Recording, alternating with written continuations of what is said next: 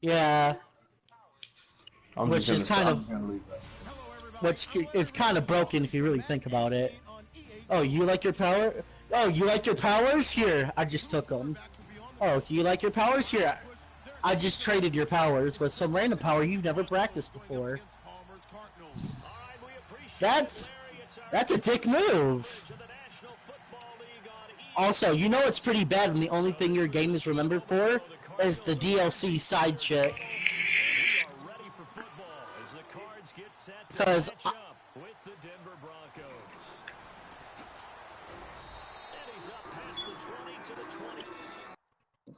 Eugene, remember, I never played. Just remember this: I never played the game. I just watched a lot of playthroughs. So I don't know. I could be wrong since I don't have that first-hand experience. I just don't have a lot of money usually. I just got Friday the 13th because of my new job. Lawn care service for a friend. To be fair, her husband's.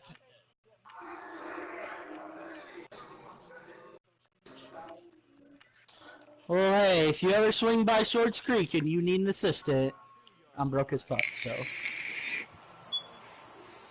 Where is any... See, the only thing I don't like about Friday the 13th is everyone else besides me finds fucking pocket knives. I never find a pocket knife.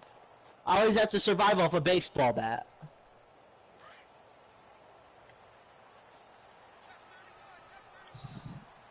And I'm always separated from the group. It's really annoying.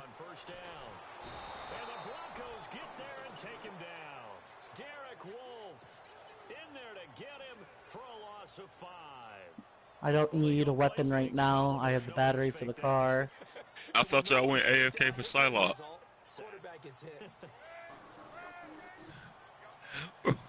Got a pocket knife. Okay. Oh, so he's just gotta hold the salt. He's just gotta hold the salt. Man. So, oh, dog. Who agrees that who agrees that Ultimate Revolution was a trash game? Ultimate Revolution? Naruto? Yeah. That game was extremely broken. It was broken, it was trash. Stone 3 was the best one ever. Oh, you don't get no argument here, but people are like, oh, you can TUJ.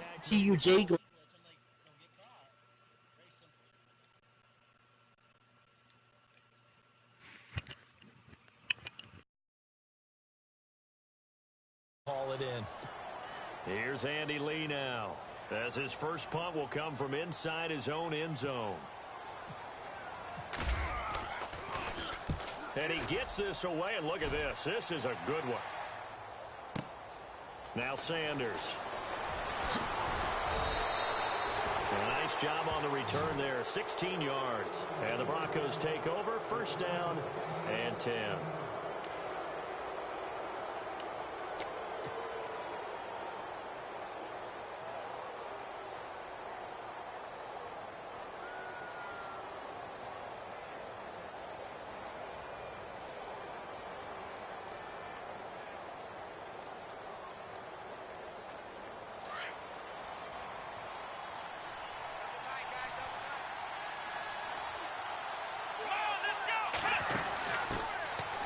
Carry, it's C.J.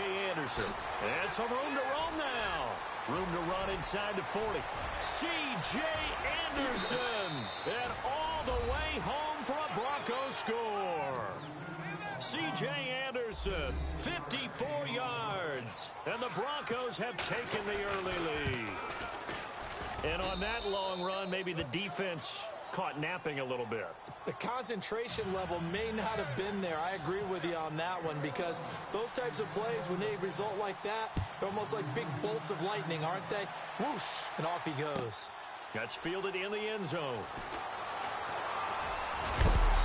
And he'll take this one near the 25, call it the 26-yard line. Before the offense changes hands here, let's look back at the Super Bowl February 5th. What a game.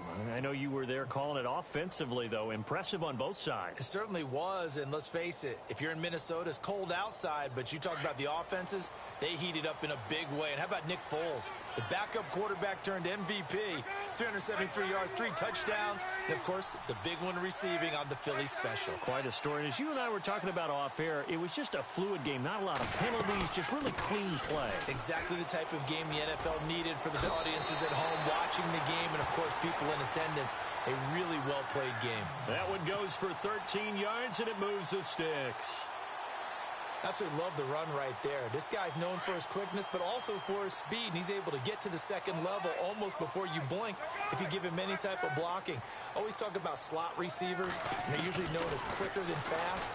In this case, we've got a guy who's quick and fast, and he used it to great advantage. Now he's forced out right, completing it to the right side, Johnson. And he does take it in for the touchdown, but a flag on the field, and I don't think this is going to stand. Yeah, don't put the points on the board just yet.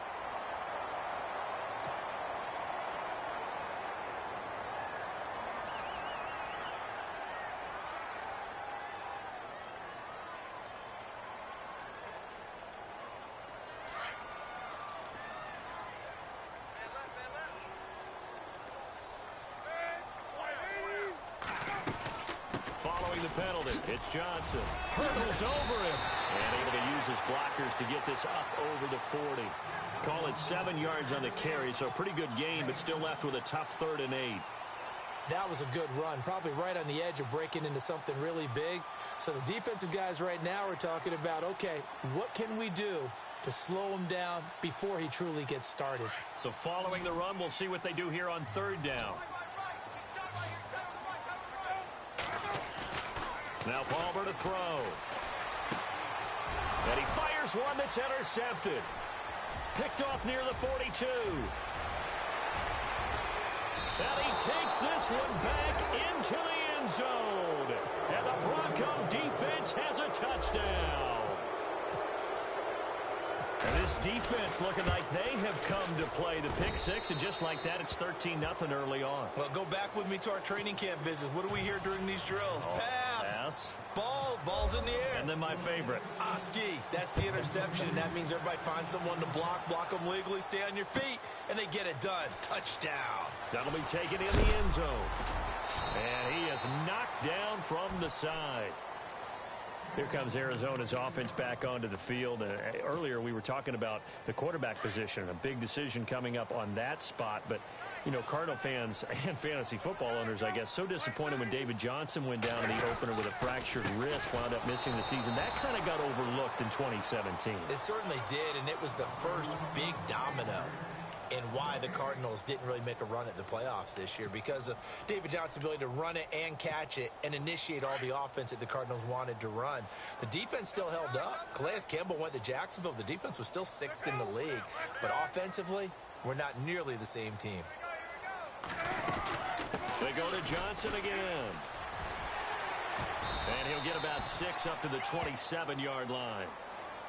Getting had a ton of success here so far, but you get the feeling that he might be on the verge of popping one. Yeah, even on that one, there was a little bit of a hole, but it closed there quickly at the end. And on 3rd down, a nickel formation here defensively.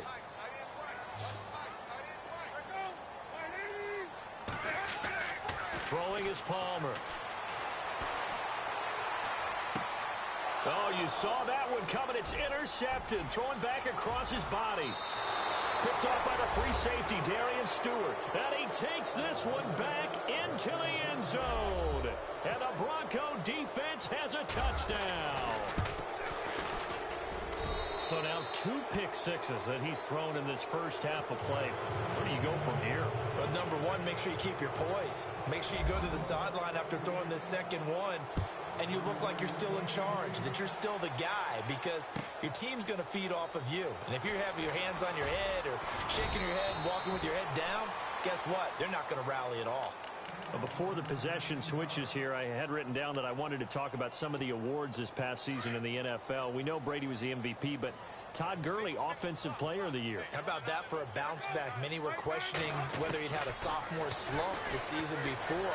Didn't even get to 1,000 yards. Was a dominant force in 2017. How about his teammate Aaron Donald on the defensive side? He took home Defensive Player of the Year award. Yeah, very impressive. They had both sides of the ball. Sean McVay deserving, I think you would agree, of Coach of the Year. Yeah, definitely. I mean, what he did for the Rams when they went from last in the league in scoring to leading the league in scoring and winning a division title. And how about the New Orleans Saints? Rookie of the Year, offense and defense. Alvin Kamara on offense, Marshawn Lattimore on defense. So finally completes his first pass. Credit the defense, though. They've been showing him some different looks, keeping him off balance. Yeah, I like it. I like the observation that you had there, because when you give him different looks and give any quarterback different looks, it takes just a little bit longer to process sometimes, and you don't throw the ball with the same confidence. You're not sure that that's where you should go with the football, and that's worked for the defense early in this game, and now he's got his first completion. Let's see if his confidence comes back, and he starts to get into a nice little groove. They go play action here on first down. He'll be brought down by the Broncos. It's a sack. Derek Wolfe in there to drop him, and it'll be a loss of about 8.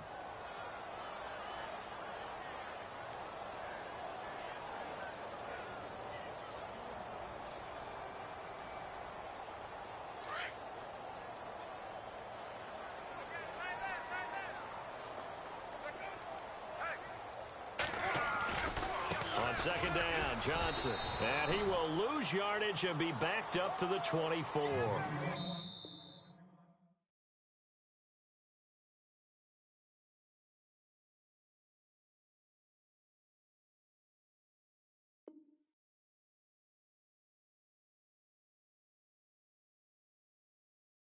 He'll wind up losing a yard on the play, and they're going to be staring at a 3rd and long here. Ready to go now in the second quarter. Brandon Gaudin, Charles Davis. It's the Cardinals in possession of the football. They do, however, have a tough 3rd and long coming up.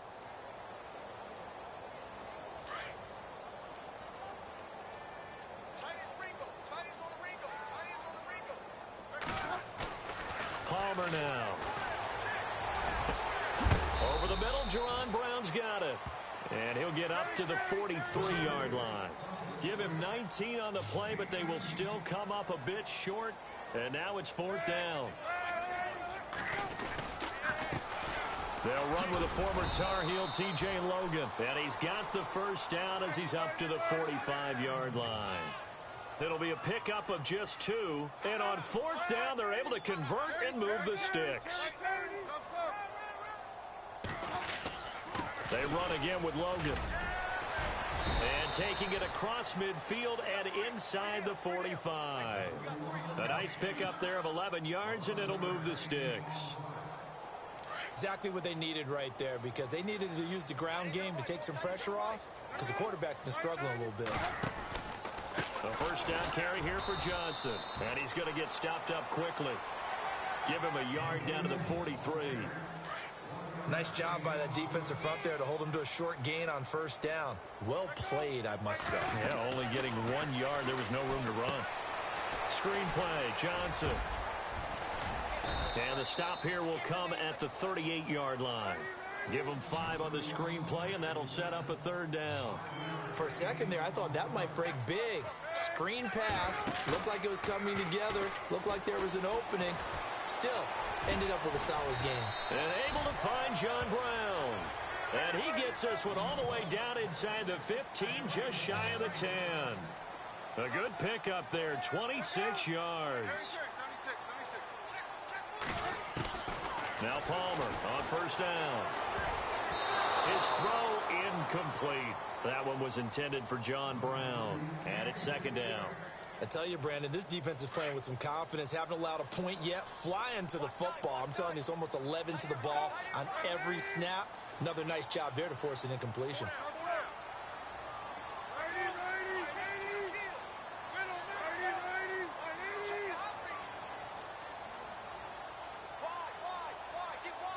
And they'll bring the big tight end across the formation left. Johnson on the counter. And this play gets blown up. They'll lose yardage back at the 17. That'll go as a loss of 5. And they're going to face an uphill battle here on 3rd and long. From the gun, it's Palmer. And now this one's intercepted. A third interception for Palmer. Picked off by Akeem Talib. He's at the 50. He's at the 30. 10. 5. And he will score. Touchdown, Denver. That pick six extending this lead even further. And boy, it's been a while since I've seen a team struggle this badly in the first half. I think all they want to do is get to the locker room, try and regroup, and come out to start the third quarter. But if things don't improve fast then, I think the backups get a lot of play in the second half. So they throw the pick six. They'll get another shot at it now as this one's in the air. And a fair catch signaled for and taken successfully. I want to give a hat tip real quick, Charles, to J.J. Watt before the possession switches here. Walter Payton, NFL Man of the Year. They totaled up how much he helped raise for hurricane relief, $37 million. Incredible. Hurricane Harvey, which really hit the Houston area in a big way, and his original goal was $200,000. So congratulations to J.J. Watt and all the people who participated.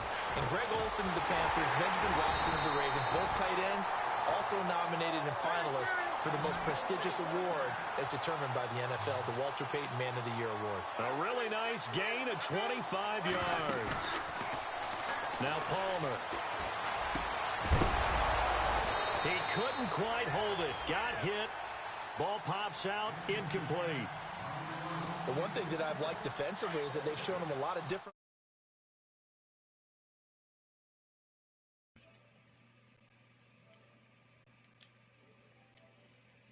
Success on the scoreboard. Stacy, what's up with it, baby? What's up, man?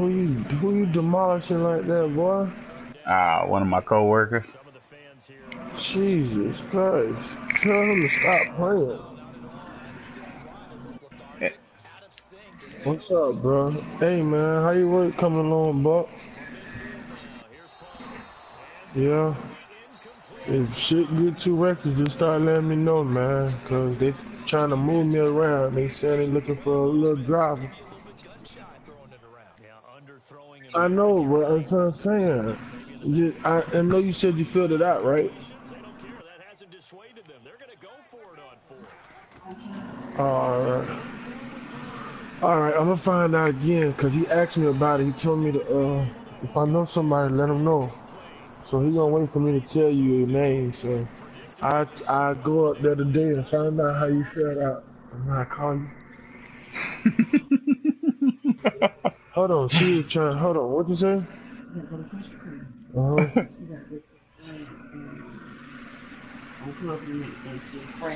Oh, okay. She said she finna pull it up for me so I can tell you, but That's the end of that one. you heard me?